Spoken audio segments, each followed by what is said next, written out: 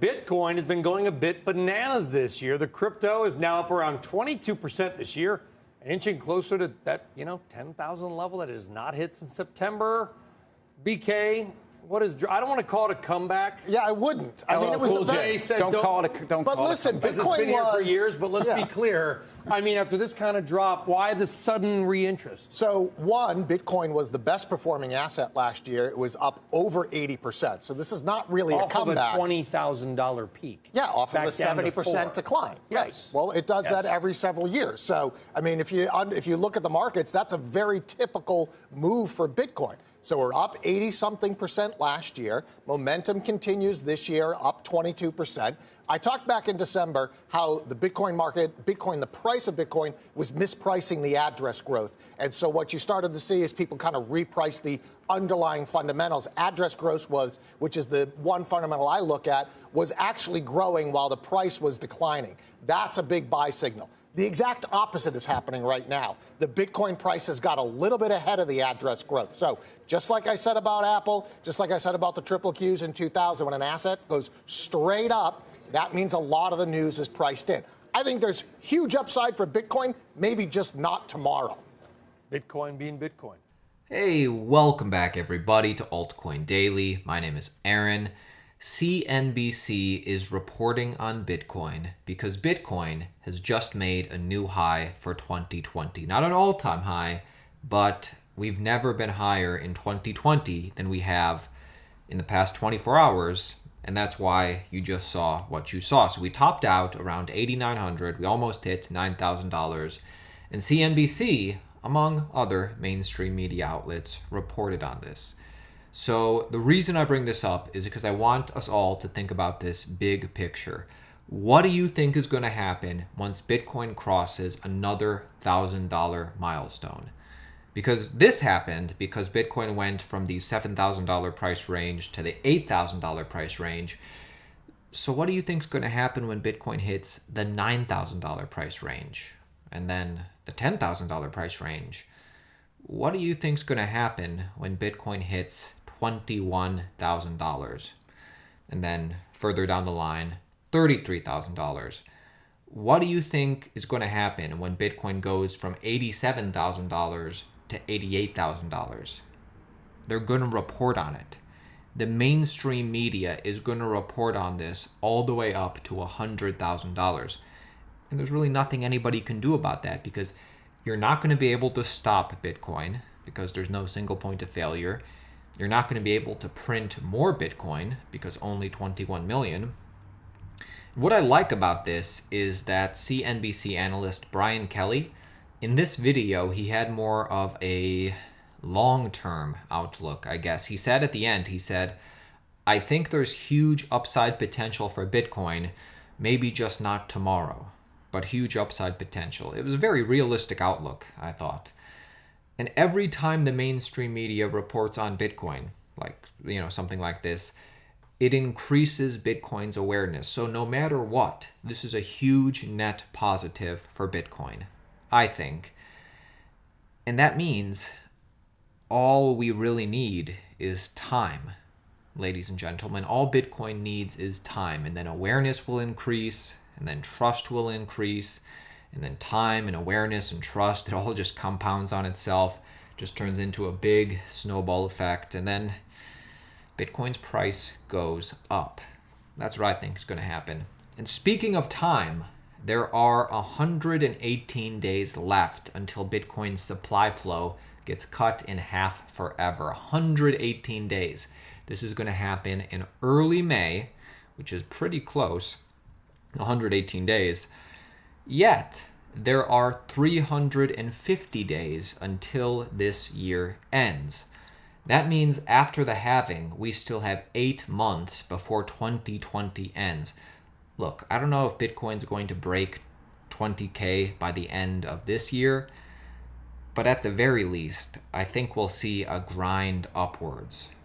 Now, stock to flow shows us that we should be around 30K by the end of the year. You can see that. But we'll see. There's going to come a point where Bitcoin never gets below some of these price points ever again. There's going to come a point where Bitcoin never falls below $10,000 again. We're not there yet.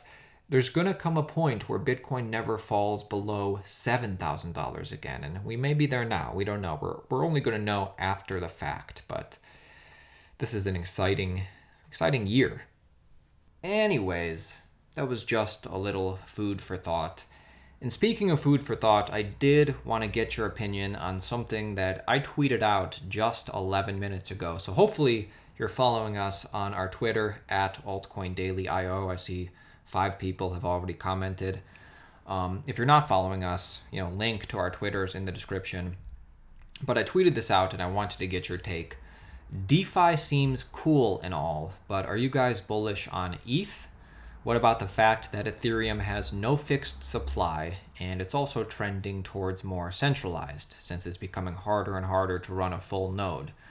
Let me know your thoughts. So 5 people have already commented on this, but from what I see, the most serious people in the space, well, first of all, everybody's interested in Bitcoin, but the second coin that I feel like the most serious people are most interested in is Ethereum. And really, for me, the 2 things holding me back on Ethereum are the fact it has no fixed supply and it's also trending towards becoming more centralized. That's really what's holding me back. So let me know your thoughts on this. I'll read some comments in a second, but another thing I tweeted out, I don't know if you guys who live in America watched the debate tonight, but I tweeted at CNN and CNN Politics.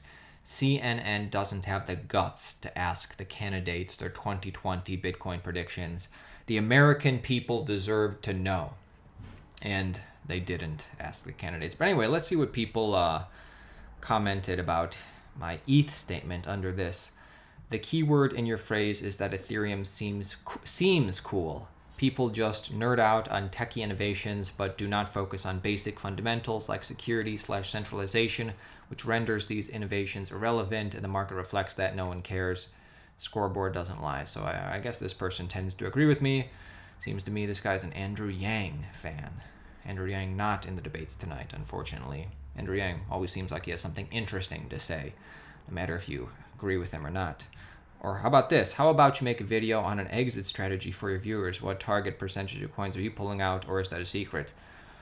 Not necessarily a secret, and I can't tell people, I can't give you financial advice, and there's no way I'm going to be able to sell at the very top. So not necessarily a secret, but I'm not your financial advisor. Cool guy, crypto. I like what this person had to say. Bitcoin basic education. He goes, I'm not a maximalist and believe in utility of many alts, but it's clear that Ethereum is the centralized choice of the industry. Very worrisome. Oh. Just waiting for Cardano to steal the show. So that's pretty much it. Feel free to head on over to our Twitter and let me know in the comments what you think. Let's get to some other news. So this is courtesy of Yahoo Finance. Yahoo is reporting Twitter is considering a tipping feature.